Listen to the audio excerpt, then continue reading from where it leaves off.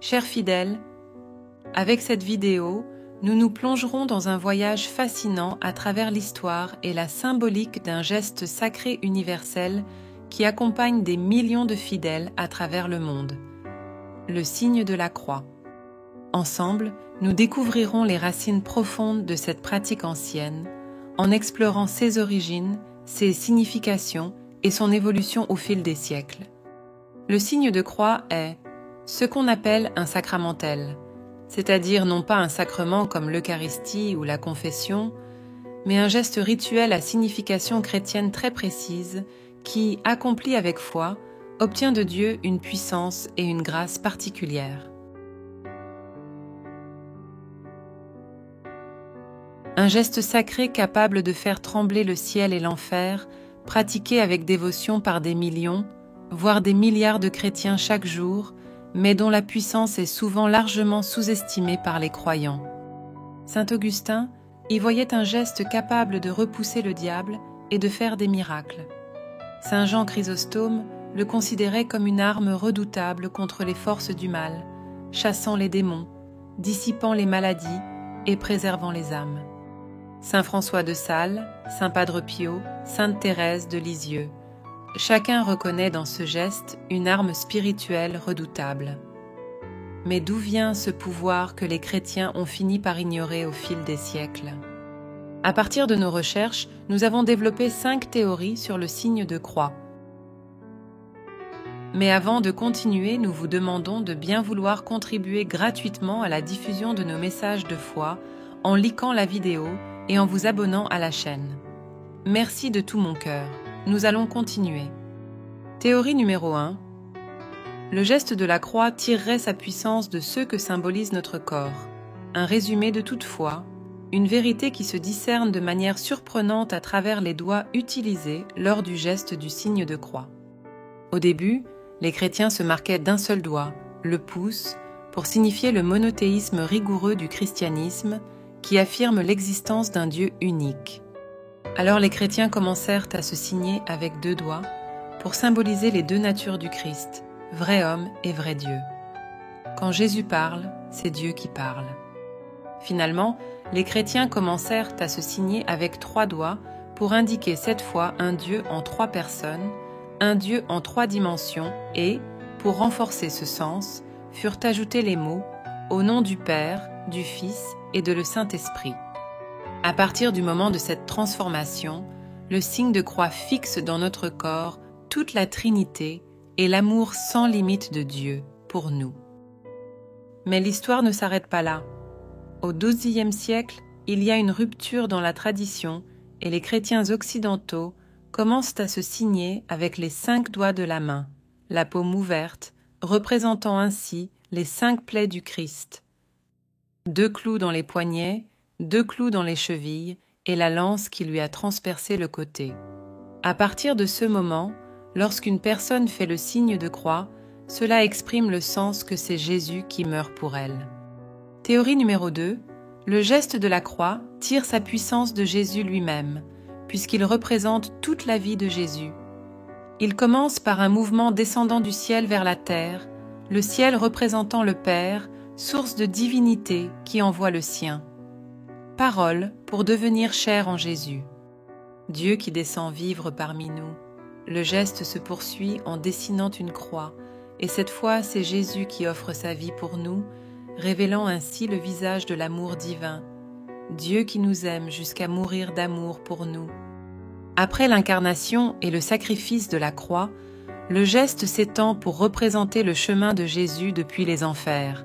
Épaule gauche, royaume des morts, où le diable et la nuit se détournent face à la puissance de Dieu, jusqu'à le droit du Père, où le Christ règne maintenant et pour toujours.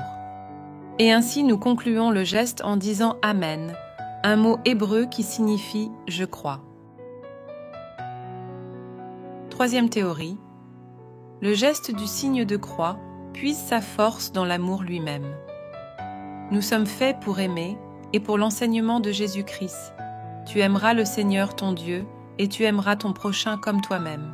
C'est ce qu'exprime le signe de la croix. Non seulement la vie de Jésus, mais aussi son enseignement. la première ligne verticale du signe de croix qui s'élève vers le ciel évoque le premier commandement « Aime le Seigneur ton Dieu », tandis que la seconde, la ligne horizontale qui nous conduit à aimer, cette fois au niveau humain, nous rappelle le deuxième commandement « Tu aimeras ton prochain comme toi-même ». Il n'y a pas de plus grand amour que de donner sa vie pour ceux que l'on aime. Avec ces deux lignes qui se croisent dans le cœur, le signe de croix résume à la fois la loi et les prophètes, marquant notre corps de la loi de Jésus et de l'Évangile. Tu aimeras le Seigneur ton Dieu de tout ton cœur, de toute ton âme, de toutes tes forces et de tout ton esprit. Théorie numéro 4. Le geste de la croix servirait à investir notre corps de grâce et de faveur divine. Comme vous l'avez peut-être remarqué, le signe de croix se fait toujours avec la main droite, que vous soyez gaucher ou droitier. La main gauche, en effet, est associée dans les religions anciennes au malheur et à la désapprobation, tandis que la main droite est associée au pouvoir et à la volonté divine. Utiliser la main droite est donc une manière de demander à Dieu d'investir nos vies de sa puissance et de nous laisser guider par sa providence. En effet, dans la Bible, nous trouvons écrit « Mon âme s'accroche à toi, ta droite me soutient ». Le geste va du front, symbole dans la Bible d'honneur et de fierté, jusqu'au ventre, symbole des entrailles de pitié et de miséricorde. Par l'épaule gauche et droite, le travail et la fatigue. En faisant le signe de croix, c'est notre corps tout entier que Dieu investit de sa puissance et de sa divine faveur. Oui, celui qui fait ce geste avec foi verra les ténèbres se transformer en lumière autour de lui. Écoutez plutôt ce que dit le psaume. « Si je monte au ciel, tu y es. Je descends parmi les morts, te revoilà. Je prends les ailes de l'aube et me place au-delà des mers. Même là, ta main me saisit, ta main droite me guide. Les ténèbres m'écrasent, mais la nuit devient lumière autour de moi. » Théorie numéro 5. Le geste de la croix relie notre corps à l'éternité divine et à la domination de Dieu sur l'histoire. Il nous relie au passé en nous rappelant le sacrifice de Jésus mort sur la croix il y a 2000 ans, un événement qui reste présent dans nos esprits et nos cœurs. Aujourd'hui, ce geste nous rappelle que nous devons suivre les traces du Christ. Jésus a dit « Celui qui veut devenir mon disciple doit renoncer à lui-même, prendre sa croix et me suivre. » Par contre, vers l'avenir, le sens concerne l'éternité de Dieu, la fin des temps. Le signe de croix anticipe le retour glorieux du Christ. Au retour de Jésus, le signe du Fils de l'homme apparaîtra dans les nuées. Dans l'Apocalypse, nous lisons « Alors toutes les tribus de la terre seront en deuil, et elles verront le Fils de l'homme venir sur les nuées du ciel avec une grande puissance et une grande gloire. Et alors, ce sera la fin. » Le geste devient une préfiguration de cet événement, évoquant le jour décrit dans l'Apocalypse où un ange viendra marquer les fidèles sur le front avec un tau, une lettre grecque en forme de croix, annonçant la venue de Jésus pour toujours et le royaume éternel. Le signe de croix traverse le passé, le présent et le futur, évoque la Trinité, nous fait revivre la vie du Christ et nous rappelle ses commandements. Voici la puissance du signe de croix. Chers fidèles, nous en savons désormais davantage sur la signification du signe de croix.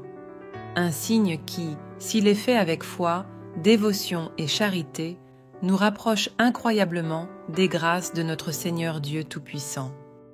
Merci d'avoir cherché jusqu'ici.